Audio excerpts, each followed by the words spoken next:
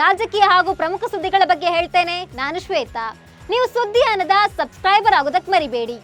ರಾಜ್ಯ ಸರ್ಕಾರಕ್ಕೆ ವರ್ಷ ಕಳೆದರೂ ಇನ್ನೂ ಸಿಎಂ ಸ್ಥಾನ, ಡಿಸಿಎಂ ಸ್ಥಾನದ ಕುರಿತು ಚರ್ಚೆಗಳು ಮುಂದುವರಿಯುತ್ತಲೇ ಇದೆ. ಹೆಚ್ಚುವರಿ ಡಿಸಿಎಂ ಬೇಡಿಕೆಯ ಬೆನ್ನಲ್ಲೇ ಇದೀಗ ಸಿಎಂ ಬದಲಾವಣೆ ಚರ್ಚೆಯು ಸುದ್ದಿಯಾಗ್ತಿದೆ. ಅದರಲ್ಲೂ ಕೆಂಪೇಗೌಡ ಜಯಂತಿ ಕಾರ್ಯಕ್ರಮದ ವೇದಿಕೆಯಲ್ಲಿ ಸ್ವಾಮೀಜಿಯೊಬ್ಬರು ಡಿಕೆಶಿಗೆ ಸಿಎಂ ಸ್ಥಾನ ನೀಡಬೇಕು ಎಂಬ ಬೇಡಿಕೆ ಇಟ್ಟಿರುವುದು ಡಿಕೆಶಿ ಬಣಕ್ಕೆ ಶಕ್ತಿ ತುಂಬಿದೆ.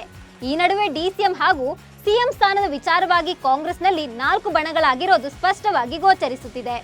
ಈ ಪೈಕಿ ಒಂದು ಬಣ ಸಿದ್ದರಾಮಯ್ಯ ಪರವಾಗಿದೆ, ಮತ್ತೊಂದು ಬಣ ಡಿಕೆ ಶಿವಕುಮಾರ್ ಪರವಾಗಿದೆ, ಇನ್ನೊಂದು ಬಣ ಯಾರ ಪರವಾಗಿಯೂ ಬ್ಯಾಟ್ ಬೀಸದೆ ತಟಸ್ಥವಾಗಿ ಉಳಿದುಕೊಂಡಿದೆ, ಮತ್ತೊಂದು ಬಣ ಹೈಕಮಾಂಡ್ ಪರ ನಿಂತಿದೆ.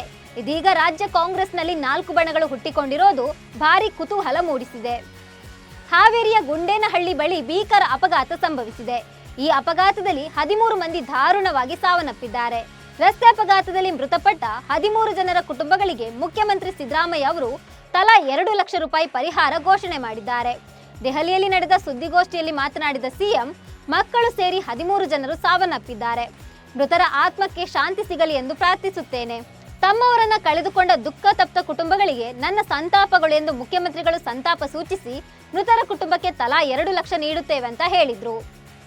ಬೈ ಎಲೆಕ್ಷನ್ ಘೋಷಣೆಗೂ ಮುನ್ನವೇ ಚನ್ನಪಟ್ಟಣ ವಿಧಾನಸಭಾ ಕ್ಷೇತ್ರದಿಂದ ಡಿಸಿಎಂ ಡಿಕೆ ಶಿವಕುಮಾರ್ ಧುಮುಕಿದ್ದು ಪರೋಕ್ಷವಾಗಿ ತಾವೇ ಸ್ಪರ್ಧಿಸೋದಾಗಿ ಈ ಹಿಂದೆ ಸುಳಿವು ನೀಡಿದ್ರು. ಅದಾದ ಬಳಿಕ ಡಿಕೆಶಿ ಪುತ್ರಿ ಕಣಕ್ಕೆ ಇಳಿಯಲಿದ್ದಾರೆಂಬ ಮಾತು ಕೇಳಿ ಬಂದಿತ್ತು.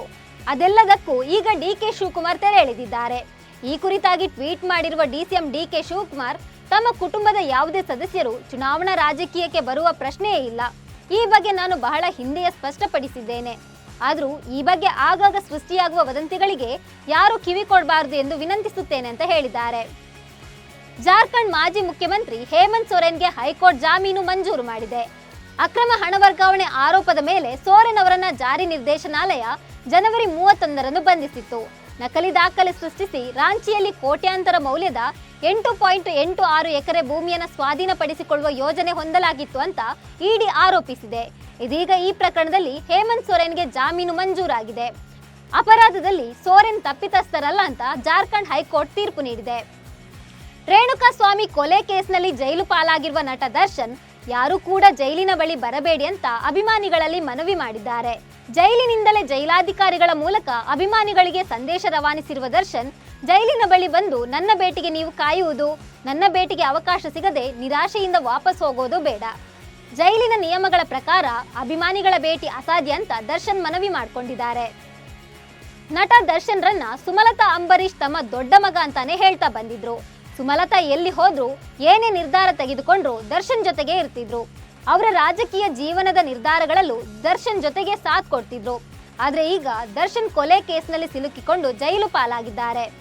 ಆದ್ರೆ ದೊಡ್ಡ ಮಗನ ಬಗ್ಗೆ ಸುಮಲತಾ ಆಗಲಿ ಪುತ್ರ ಅಭಿಷೇಕ್ ಆಗಲಿ ಒಂದೇ ಒಂದು ಹೇಳಿಕೆ, ಸೋಷಿಯಲ್ ಮೀಡಿಯಾದಲ್ಲಿ ಸ್ಟೇಟಸ್ ಕೂಡ ಹಾಕಿಲ್ಲ. ಇದರ ಬಗ್ಗೆ ಅವರನ್ನ ಕೆಲವರು ಟೀಕೆ ಮಾಡುತ್ತಲೇ ಇದ್ದಾರೆ.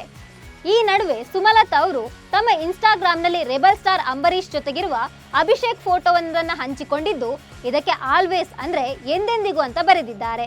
ಇದನ್ನು ನೋಡ್ತಿದ್ರೆ ದರ್ಶನ್ ಕೃತ್ಯದಿಂದ ಸುಮಲತಾ ಬೇಸರಗೊಂಡು ಇಂತಹದೊಂದು ಪೋಸ್ಟ್ ಹಾಕಿದ್ರಾ, ಮಗನನ್ನ ಸುಮಕ್ಕ ಮರೆತ್ರ ಅನ್ನೋ ಪ್ರಶ್ನೆ ಮೂಡಿದೆ. ರಾಜ್ಯದ ಸಂಸದರೊಂದಿಗೆ ಸಿಎಂ ಸಿದ್ದರಾಮಯ್ಯ ದೆಹಲಿಯಲ್ಲಿ ಸಭೆ ನಡೆಸಿದ್ರು.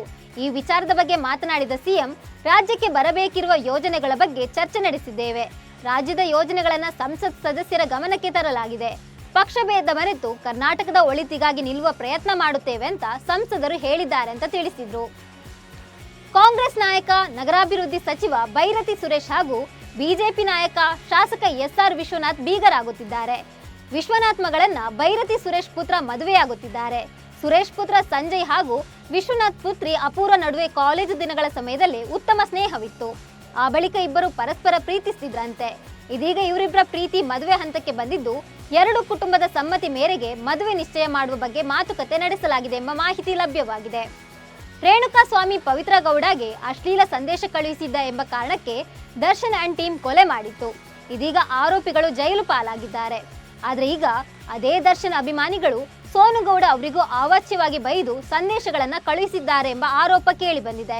ವಿಡಿಯೋವೊಂದನ್ನು ಹರಿಬಿಟ್ಟಿರುವ ನಟಿ ತಮಗೆ ದರ್ಶನ್ ಅಭಿಮಾನಿಗಳಿಂದ ಕೆಟ್ಟ ಸಂದೇಶಗಳು, ಅವಾಚ್ಯ ಶಬ್ದಗಳನ್ನು ಬಳಸಿ ನಿಂದಿಸಿ ಸಂದೇಶ ಕಳುಹಿಸಿದ್ದಾರೆ ಅಂತ ಆರೋಪಿಸಿದ್ದಾರೆ.